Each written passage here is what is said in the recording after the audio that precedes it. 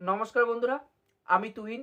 তুহিন রিভিউলজি চ্যানেলে আপনাদের প্রত্যেককে স্বাগত জানাই। এখন কথা বলবো দেবের আপকামিং সিনেমা খাদান, সেটার থেকে একটা সোশ্যাল মিডিয়াতে পোস্টার শেয়ার করা হয়েছে যিশু সেনগুপ্তের মোশন পোস্টার।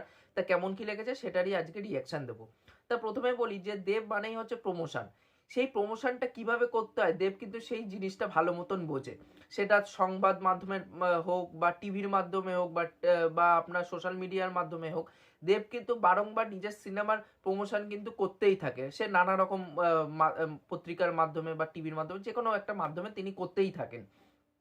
এই জাস্ট কিছুদিন আগে দেবের বিপরীতে কোন নায়িকা থাকতে পারে, মানে এখানটায় আমরা শুনেছিলাম যে দেবের এখানটায় দ্বৈত চরিত্র হবে, একটা বাবা দেব হবে, একটা ছেলে দেব হবে। তাই এর আগে অ্যাটলি সিনেমা জাওয়ানে সেটা আমরা দেখেছিলাম যে বাবা শাহরুখ ছেলে শাহরুখ, বা অ্যাটলির অন্যান্য সিনেমা বা 80s এর হিন্দি সিনেমাতে আমরা সেটা দেখতে পারতাম। বাট এটা এখন আমাদের বাংলাতে হচ্ছে, সেটা শুনে খুব ভালো লাগছে যে বাবা দেবও থাকবে এবং ছেলে দেবও থাকবে। বাবা দেবের বিপরীতে কোন নায়িকা থাকতে চলেছে সেইটার আমরা শুনেছিলাম যে বরখা বিস্টে থাকবে ওই বাবা দেবের সাথে পেয়ারিং করতে, এবং ছেলে দেবের সাথে পেয়ারিং করতে দেখা যাবে ইদিকা পালরে, যাকে আগের বছর আমরা প্রিয়তমা সিনেমাতে দেখেছিলাম, যেটা বাংলাদেশের সিনেমা ছিল, একটা হিউজ সিনেমা সাকসেস পেয়েছিল সিনেমাটি।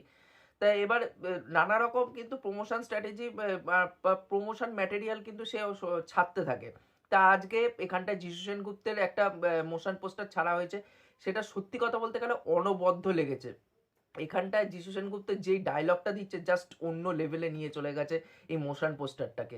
ডায়লগে আমরা শুনতে পাচ্ছি যে শাস্ত্রে বলা আছে যে পুরুষ মানুষের দুটো অস্ত্র, এক হচ্ছে ধৈর্য এবং বীর্য, জয় গুরু।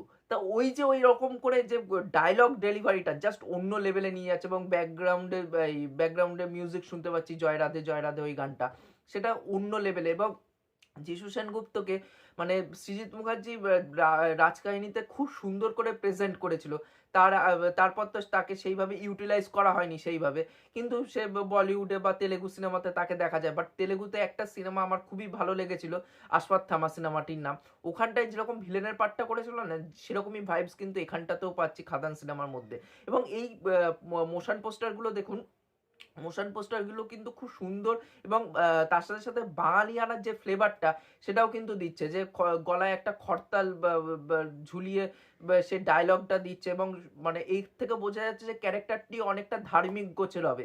এবার ধার্মিক মানে এরকম হতে পারে যে মানুষের মানে আপাত দৃষ্টিতে মানে জনসমক্ষে সে হয়তো খুবই একজন হোয়াইট কলার একজন ভালো মানুষ, সে সারাদিন ধর্মশাস্ত্র এইসব নিয়ে থাকে, কিন্তু ব্যাকগ্রাউন্ডে হয়তো সে ইনলিগাল অ্যাক্টিভিটিস করতে পারে। কারণ এরকমই আপডেট এসেছিল যে এখানটা যিশু সেনগুপ্ত ভিলেন থাকবে। বা দেবের যদি মোশন পোস্টারটা যখন এসেছিল তখনও কিন্তু খুব দুর্দান্ত লেগেছিল, যে যখন আমরা ডায়লগটা দেবের মুখ থেকে শুনতে পেয়েছিলাম যে একদিকে অডিয়েন্সকেও পোক করা হচ্ছে, এবার সিনেমার ক্ষেত্রে ওটা রেলিভেন্ট ওই ডায়লগটা, যেটা আমরা শুনতে পাচ্ছিলাম যে ফ্যামিলি নিয়ে আছি বলে কি ভুলে গেছি, আমি কি অ্যাকশনটা ভুলে গেছি, ওটা আমারই কাজ।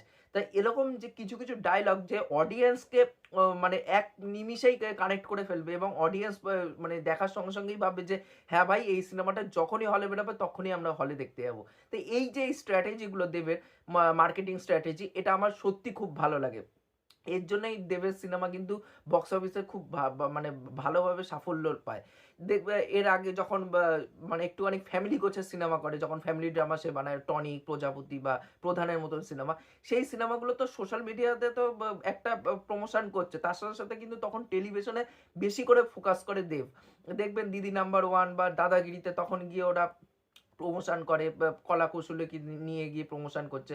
যার ফলে কি হচ্ছে, আমাদের বাড়ির মা কাকিমা যারা আছে তাদের মাথায় একটা হ্যামারিং করছে যে হ্যাঁ, একটা সিনেমা আমাদের আসতে চলেছে, এটা গিয়ে হলে দেখতে হবে। তখন মা কাকিমারা দেখে যে তাদের সময়ের যারা মানে অভিনেতা অভিনেত্রীরা ছিল তাদেরকে দেখতে পাচ্ছে, তখনই তারা ঠিক করে নেয় যে ভাই আমরা হলে গিয়ে সিনেমা দেখবো এই সিনেমাটি, সে যেই টাইমেই আসুক না কেন।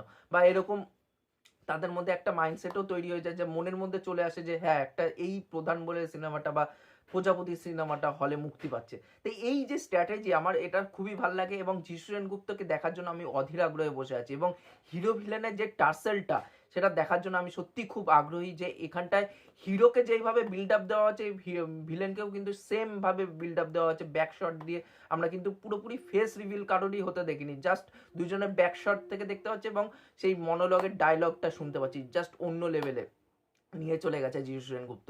এই মোশন পোস্টারটা যিশু সেনগুপ্তের যে মোশন পোস্টারটা ছাড়া হয়েছে আমি খুবই এনজয় করেছি। আপনারা যদি দেখে থাকেন তাহলে অবশ্যই সেটা নিচে কমেন্ট করে জানান যে আপনাদের এই মোশন পোস্টারটি কেমন কি লেগেছে। আর এই ভিডিওটি ভালো লাগলে অবশ্যই লাইক করবেন, শেয়ার করবেন, সাবস্ক্রাইব করবেন। তাহলে মোটিভেশন পাবো আগে নতুন নতুন ভিডিও বানানোর জন্য। এখনকার মতো টাটা, বাই বাই।